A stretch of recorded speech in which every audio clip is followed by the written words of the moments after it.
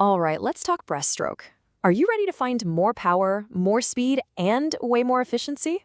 Good, let's dive in, because today we're going to uncover the one thing you might be missing in your kick, and it could totally transform your entire stroke. Okay, so let's start with a feeling I think we all know a little too well. It's that sense of, working your tail off in the water, but you're not really going anywhere fast. Sound familiar at all? You're kicking, you're pulling, you're giving it your all, but your breaststroke just feels kind of powerless, almost like you're slipping through the water instead of actually getting a good grip on it. Well, if that's you, trust me, you are not alone. And here's the thing. This isn't just a beginner's problem. Nope.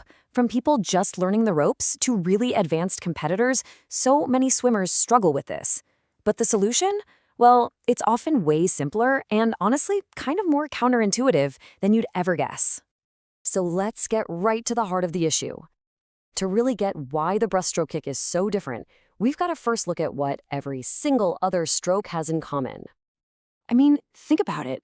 Freestyle, backstroke, that big dolphin kick and butterfly. What's the one thing they tell you to do with your feet? It's always the same, right? It's literally drilled into our heads from the very first swimming lesson we ever had. Yep, you got it. Point your toes. It's all about creating that long, sleek, streamlined surface so you can push water with a flutter kick or a dolphin kick. It's the absolute key to propulsion in pretty much every other situation in the pool. But this is where everything changes.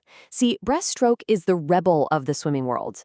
It takes that fundamental rule, point your toes, and just tosses it right out the window.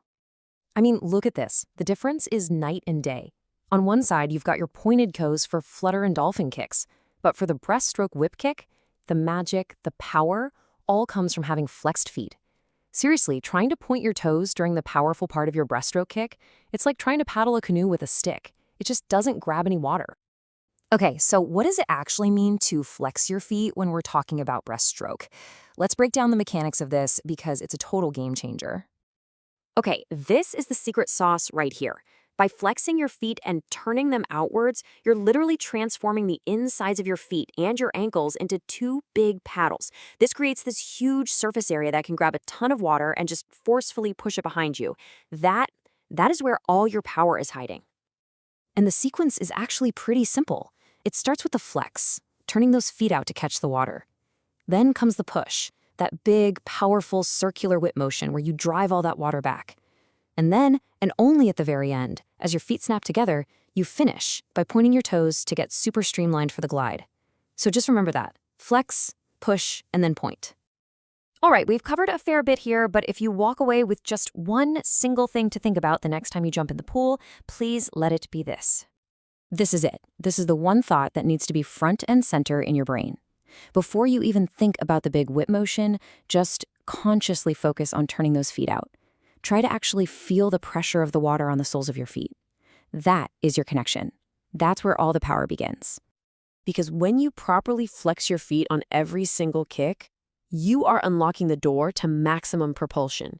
You stop slipping through the water and you start gripping it. It's the difference between a kick that just, moves your legs around and a kick that powerfully launches your whole body forward. So, there you have it. You've got the key. You now understand that one fundamental piece that separates a weak kick from a truly powerful one.